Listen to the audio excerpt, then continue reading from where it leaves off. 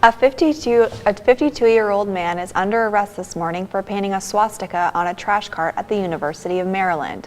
The UMD Police Department says they arrested Ronald Alford of Hyattsville, Maryland for malicious destruction of property and disruption of school operations. Police say Alford spray painted the swastika in Hagerstown Hall on September 27th. A 26-year-old white male is facing charges for sending racist death threats to African-American students from Howard University 2 years ago. John Rust threatened to kill students from Howard University in 2015, saying, "It's not murder if they're black." The racist threat caused terror and panic on campus. 2 years ago when I heard about the death threats, it was kind of troubling. It's kind of sad to say, but you can almost expect it. You can almost expect something like this to happen just because every day another black kid dies. Every day somebody is wrongly sentenced to jail. The FBI tracked Rust down and arrested him last Wednesday. According to the FBI, Rust used Panera's Wi-Fi to post his racist threats in Virginia. Rust is scheduled to appear in federal court Thursday. A bill to decriminalize prostitution is being backed by D.C. Councilmember David Grosso. Grosso argues it is in keeping with advocacy for human rights and marginalized communities. The bill was drafted with input and recommendations from the Sex Worker Advocates Coalition and various human rights organizations. If the new bill is approved, D.C. would become the only U.S. city to decriminalize prostitution. An app called Transit, typically used for tracking metro trains and buses, now includes information on multiple bike share options for cyclists. Before the app's update, bicyclists had to navigate through various apps to find the closest bike to them. Now cyclists can figure out the nearest bike in just one place. The Transit app added this new feature specifically for DC and Seattle because they have more bike sharing options compared to other U.S. cities. The app includes new bike share companies, Lime Bike and Spin, in addition to Capital Bike Share. After 3 years of construction, DC's largest new development project is ready to open on the southwest waterfront. Our District Wire News correspondent Anna Lefkowitz reports.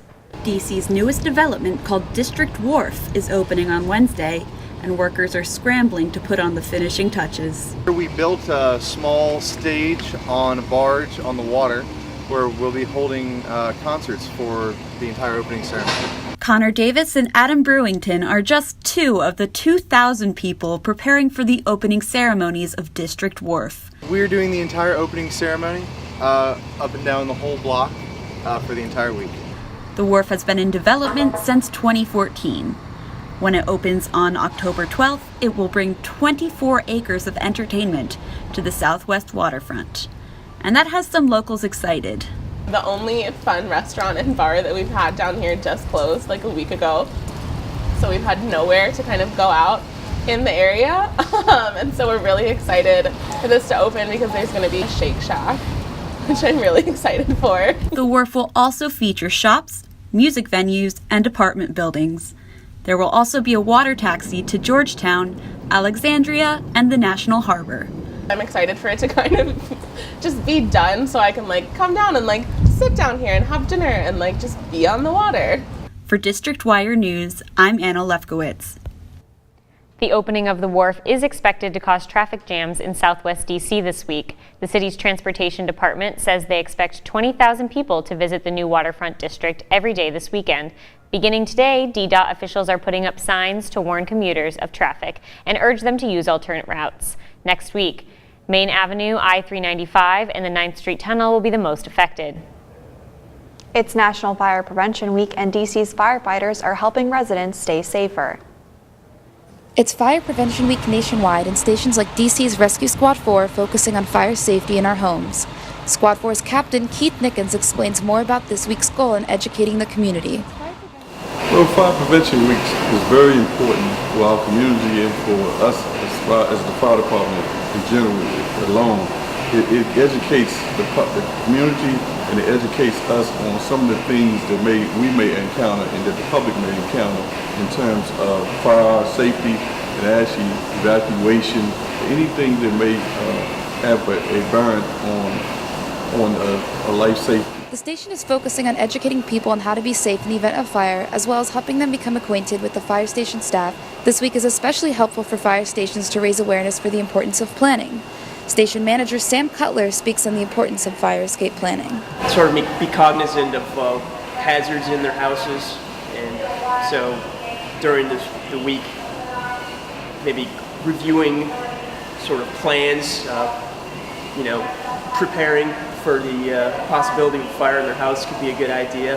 The members of the house could decide what they're going to do in case of a fire or a smoke emergency, that sort of thing. They have to come up with a pre-plan is obviously a good idea. For more information about what you can do in an event of a fire, check out the Fire and EMS Headquarters website at fems.dc.gov. For District Wire News, I'm Anna Perez.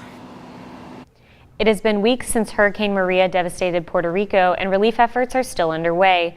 The island continues to lack basic supplies as volunteers and military personnel bring in resources for the residents.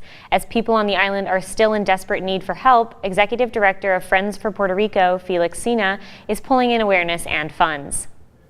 What's happening in Puerto Rico is heartbreaking. Families, have lost all of their homes. They don't have access to water. 100% of the island does not have electricity. There's limited food. People have Pringles and water. The majority of the island is still without electricity, as only 8% of the island's power has been restored so far. Without massive federal aid, Puerto Rico will only be able to provide temporary fixes to their main infrastructure. As some Puerto Ricans flee the island, others are not giving up on rebuilding their homes. Tesla chief Elon Musk says the company could help fix Puerto Rico's destroyed power grid. Musk spoke with Puerto Rican Governor Ricardo Rossello Friday night. The two discussed how Puerto Rico could use large batteries, solar panels, and solar roof tiles to keep the lights on without fossil fuels. Puerto Rico would test drive Tesla's renewable energy model for the rest of the world. About 90% of households are still without power on the island. The Nats are looking to take the lead in the National League Division Series against the Chicago Cubs this afternoon. That and your local weather when District Wire News returns.